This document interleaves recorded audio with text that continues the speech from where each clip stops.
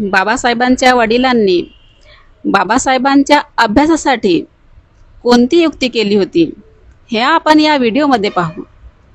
बाबासाहेबांच्या अभ्यासासाठी स्वतंत्र रूम नव्हती। डबक चाळीतील त्यांची रूम घरगुती वस्तूंनी आणि भांड्या कुंड्यांनी भरलेली असायची। रूममध्ये एका कोपऱ्यात चुलीत जाळण्यासाठी लाकडं भरलेली असायची आणि दुसऱ्या कोपऱ्यात चूल असायची। बसणे, जेवणे, झोपणे आणि अभ्यास एकाच खोलीत चालायचा। तेव्हा रामजी बाबांनी बाळभिवाच्या अभ्यासासाठी एक युक्ती केली होती। बाळभिवा लवकरच झोपी जायचे। त्यांच्या पायाकडे एक बकरी धापा टाकीत असायची। रामजी बाबा स्वतः रात्री 2 वाजेपर्यंत जागत राहायचे आणि 2 वाजले की मुलाला अभ्यासासाठी उठवायचे आणि मुलगा अभ्यासाला लागला म्हणजे ते झोपी जायचे। बाळभिवा तेलाच्या मिनमिनत्या दिव्यात अभ्यास करायचे।